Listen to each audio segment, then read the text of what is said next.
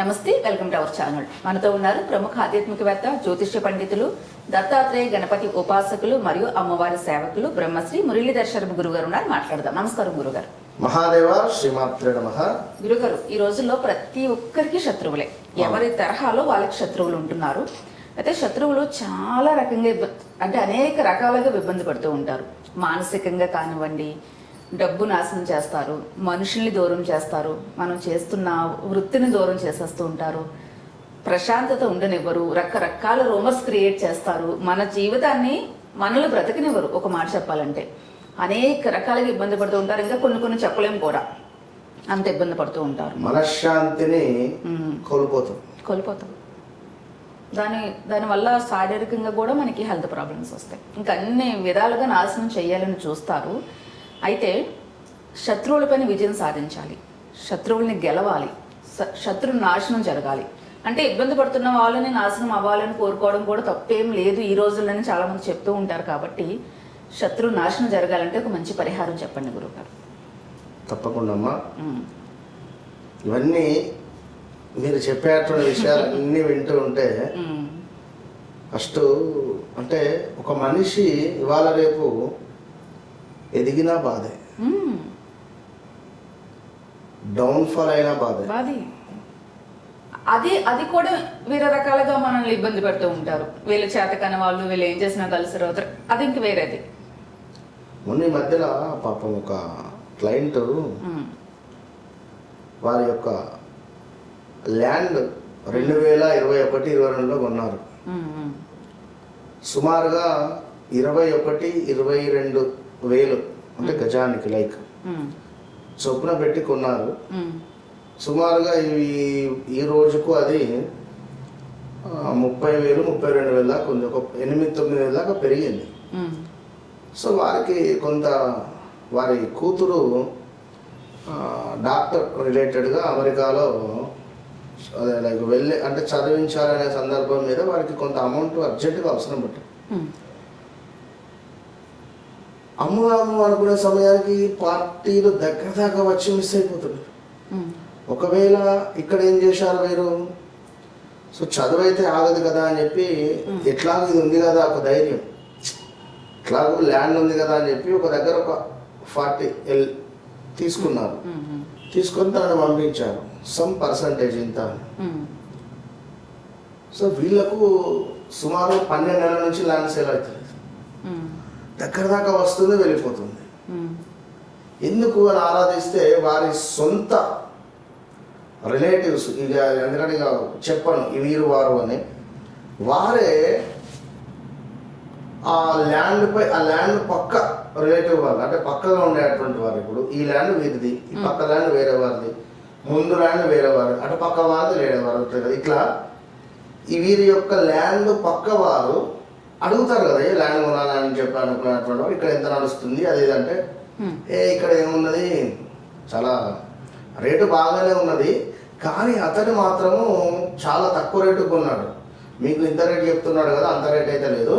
సుమారు అతను 17-18 వేలకే కొన్నాడు గజము, మీకు 25,000 అని చెప్తున్నాడు, అబద్ధాన్ని చెప్తున్నాడు అనేసరికి ఇట్లా కొందామని అనుకునేటువంటి వారు వెనక్కి వెళ్ళిపోతారు.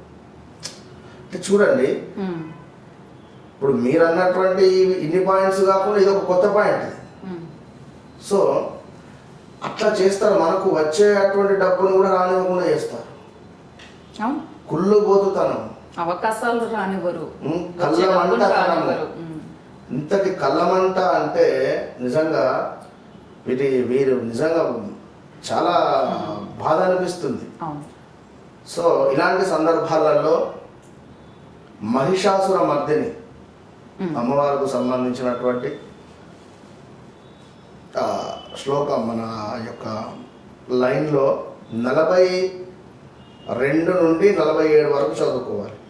42వ శ్లోకము, 47వ అంటే 42, 43, 44, 45, 46, 47 ఈ లైన్ ఏదైతే ఉందో అదంతా కూడా చదువుకోవాలి.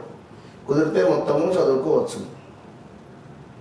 ఇదొక పాయింట్. ఎందుకంటే ఇక్కడ ఈ విషయం ఎందుకు చెప్తున్నా అంటే, ఎప్పుడైనా ఏ కాలంలో అయినా, ఇప్పుడు అంటే శత్రువులు అంటున్నాం మనం. సో ఆ కాలంలో రాక్షసులే, వీరే రాక్షసులు. రాక్షసులను సంహరించే సందర్భంలో ఎవరైనా ఉగ్ర రూపాన్ని ధరించారు ఉన్నారా? సో ఉగ్ర రూపాన్ని ధరించినటువంటి సందర్భాలలో ఈ ఉగ్ర రూపానికి సంబంధించినటువంటి స్తోత్రాలు, ఆ ఉగ్ర రూపానికి సంబంధించినటువంటి అమ్మవార్లను మనం బాగా ధ్యానం చేయాలి, వారికి హోమాలు చేయాలి. ఇప్పుడు ప్రత్యేక హోమం ఎండుమిరపకాయలతో చేస్తాం, శత్రునాశనం. ఎండుమిరపకాయలతో చేసేటువంటి యొక్క హోమము విశేషమైనటువంటి ఫలితాన్ని తెచ్చిపెడుతుంది. సో అంతేందుకమ్మా, ఇప్పుడు చిన్నతనంలో ఎండుమిరపకాయ ఉప్పు పట్టుకొని దిష్టి తీస్తారు, అవునా కదా? సో అంటే నర దృష్టి, దానినే శత్రు దృష్టి, చెడు దృష్టి.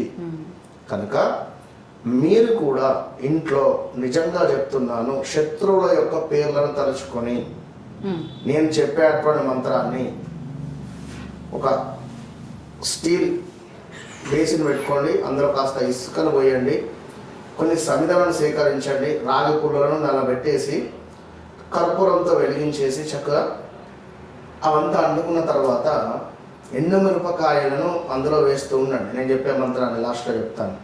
ఆ మంత్రాన్ని అనుకుంటూ ఒక 11 ఎండుమిరపకాయలను కాల్చండి.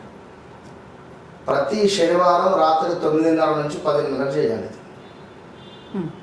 9:30 నుంచి 10:30 ప్రాంతంలో ఇంటి బయట ఈశాన్య మూల ఎక్కడైనా చేయండి, లేదా ఆగ్నేయ మూలకు చేయండి.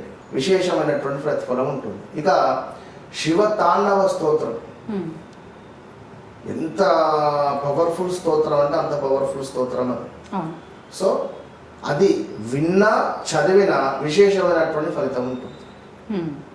ఇంకా మనకు లక్ష్మీ నరసింహస్వామికి సంబంధించినటువంటి కరావలంబ స్తోత్రం కానీ, స్వామివారికి సంబంధించినటువంటి దేవాలయాలను సందర్శించడం కానీ విశేషమైనటువంటి నెగిటివ్ ఎనర్జీని తీసుకొస్తాయి.